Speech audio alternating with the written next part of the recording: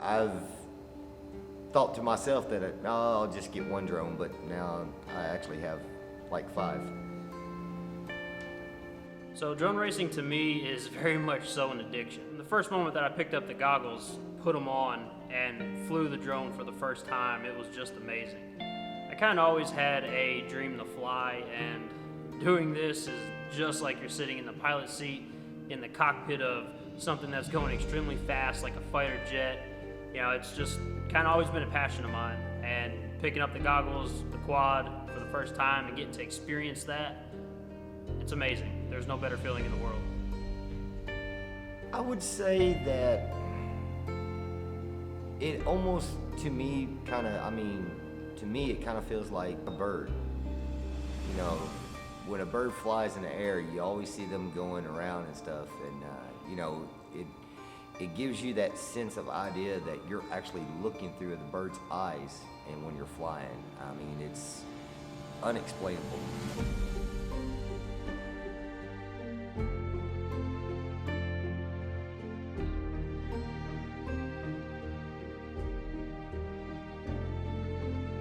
And then, of course, the competition with when you're racing and stuff with people.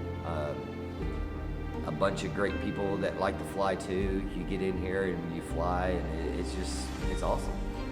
Just the fact that you're sitting behind the goggles looking through a object, a camera that is placed on this flying machine with 4 propellers, being able to sit behind the controls and you actually control it, make it go where you want, and the fact that it's going so fast just keeps bringing me back. It's extremely addictive. The fact that like the competition, it may bring a lot of stress, and like it may make you feel down sometimes, but don't give up. Because if you give up, then there's no way you're ever going to get better. You just want to keep pushing and pushing until you do get better. So just like stick with it. When you do take a break, don't ever take a break for longer than a week. I've been flying for about 3 years now, give or take, been racing for 2.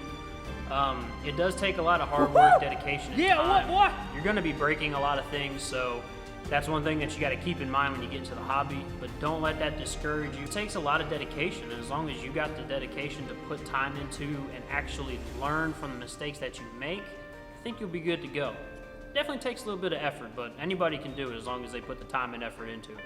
I'm not sure. It's just different. Something that not a lot of people do, and when people hear about, you know, drone racing, they're like, man, I didn't know that was even a thing. So it's just kind of neat to be able to do something that is kind of unique.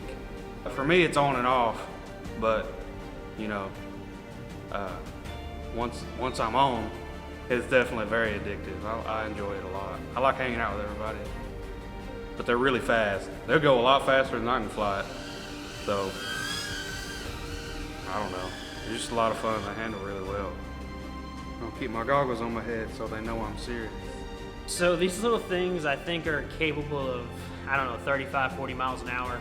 And that might not seem fast. When you're flying it at 100% throttle like a lot of us are here on this track tonight, it's pretty crazy to think how fast this thing can go being in this small a space. And with it going that fast, it really takes a lot of control, especially a lot more precision flying through these smaller gates like we have in this area.